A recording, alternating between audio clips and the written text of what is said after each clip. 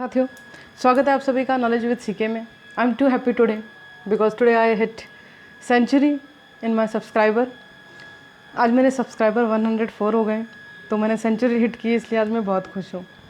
बड़ा अच्छा लग रहा है मुझे कि मैं गोहिल वंश के बारे में कुछ बता रही हूँ और सब्सक्राइबर दिन ब दिन बढ़ते जा रहे हैं। Thank you so much for my all subscriber who is watching my videos. चलिए आगे बढ़ते हैं। आज का हमारा टॉपिक है महाराणा स्वरूप सिंह जी। स्वरूप सिंह जी सरदार सिंह जी के छोटे भाई। सरदार सिंह जी जो कि बागौर के नाथ सिंह जी की फैमिली से हैं, उनके वंशज हैं। महाराणा संग्राम सिंह जी के पुत्र नाथ सिंह जी, जिनको बागौर की रियासत जागीर दी गई थी, उनके पुत्र थे सरदार सिंह जी, और अब उन्हीं के छोटे भाई हैं स्वरूप सिंह जी। हिस्ट्री के लिहाज से स्वरूप सिंह जी बहुत ही इम्पोर्टेंट है। क्या हुआ था, देखिए, सबसे पहले तो कब महाराणा बन रहे हैं ये महाराणा बन रहे हैं आपके सन 1842 में। ठीक, इनके महाराणा बनने का समय 1842। और क्या हो रहा है, इनके गद्दी पर बैठने के बाद इन्होंने राज्य का प्रबंध कर आमदनी बढ़ाने का काम किया। फाइनेंशियली इन्होंने मेवाड़ को काफ़ी स्ट्रॉन्ग किया है। इन्होंने धीरे धीरे जितना भी कर्जा था 22 लाख का, उसको कर्ज जो था वो अदा कर दिया। जवाहरात वगैरह बनाए, लाखों के पुण्य भी किए इन्होंने, स्वर्ण दान तुला दान भी किए। और बताया जाता है कि अपने देहांत के समय में इन्होंने 60 लाख का खजाना छोड़ा था मेवाड़ में, यानी कि मेवाड़ की गिरी हुई दशा को उन्नति करने में इनका बहुत बड़ा योगदान है। महाराणा स्वरूप सिंह जी के समय में मेवाड़ ने बहुत तरक्की की थी। इनके टाइम पीरियड में एक और भी घटना हुई थी जिसके बारे में मैं अभी जिक्र करती हूँ। उससे पहले देखते हैं कि इन्होंने नए कोलनामे के तहत सरदारों की जो चाकरी थी उसमें सुधार किया था। उसके अलावा सरकशी करने वाले जो सरदार थे, यानी कि विरोध करने वाले, विद्रोह करने वाले, उनको सज़ा देने का काम भी किया था इन्होंने। उसके अलावा इन्होंने मेवाड़ के जो सिसोदिया थे उनको भी छुड़वाया था।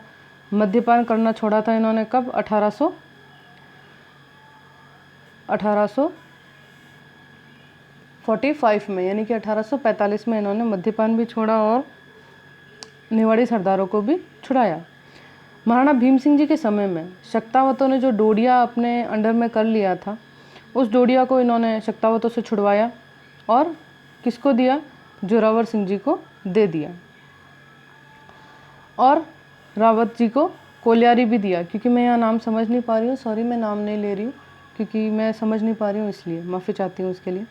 इसके अलावा इन्होंने स्वरूप शाही सिक्का भी चलाया, कब, 1846 में स्वरूप शाही सिक्का। ये देखिए सिक्का, जिसके एक साइड में तो लिखा हुआ है चित्रकूट उदयपुर और एक साइड में लिखा हुआ है दोस्ती लंगन।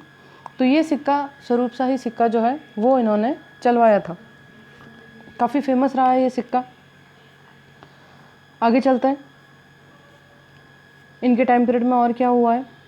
स्वरूप सिंह जी के समय में ये ज़्यादातर गोवर्धन विलास में रहे।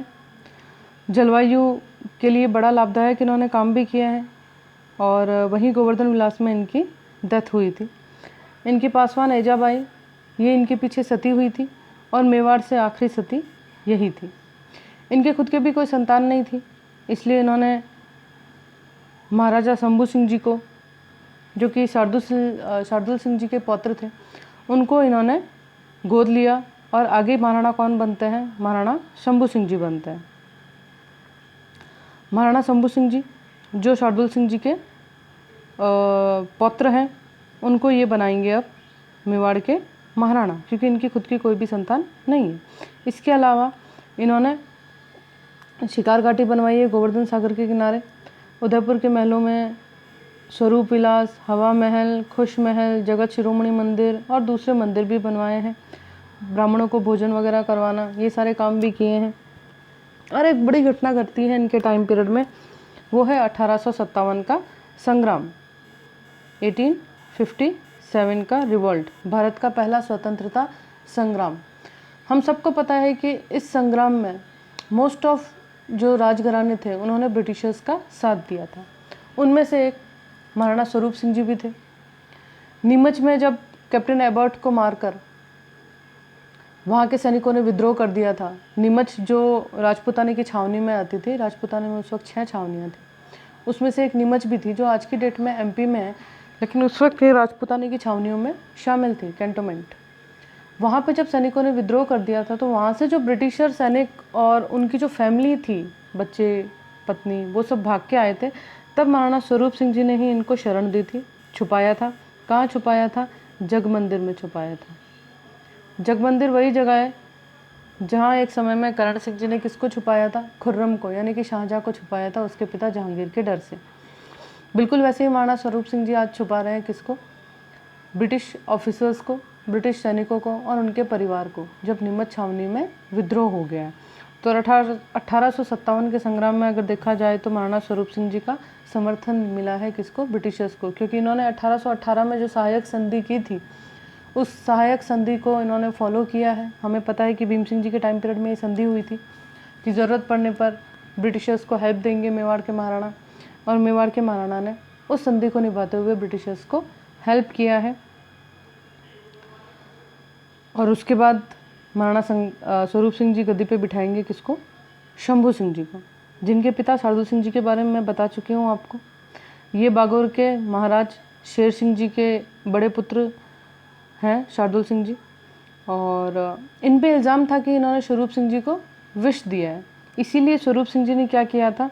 इनको कैद कर लिया था, और कैद करने के 8 दिन बाद ही इनकी कैद खाने में मृत्यु हो गई थी। बाद में स्वरूप सिंह जी को इस बात का पता चला कि शार्दुल सिंह जी जो थे वो तो बेगुनाह थे, उन्होंने विष देने का कोई षड्यंत्र नहीं रचा था, वो तो कोई और ही राजपूत सरदार थे। जब महाराणा को इस बात का पता चला तो उन्हें बहुत ही दुख हुआ कि उन्होंने शार्दुल सिंह जी के साथ अन्याय किया। इसीलिए जब महाराणा स्वरूप सिंह जी का देहांत होगा तो देहांत से पहले शार्दुल सिंह जी के ही पुत्र शंभू सिंह जी को मेवाड़ का अधिपति बनाकर जाएंगे।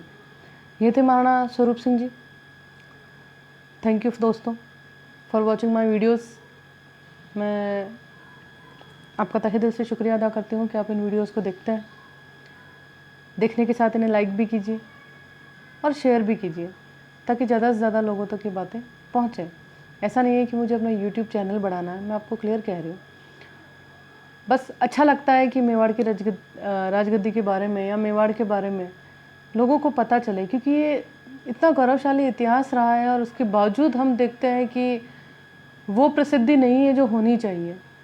तो इसलिए मेरी एक छोटी सी कोशिश है, और मैं आप सबसे यही उम्मीद करती हूँ कि इस कोशिश में आप मेरा साथ दें। थैंक यू दोस्तों।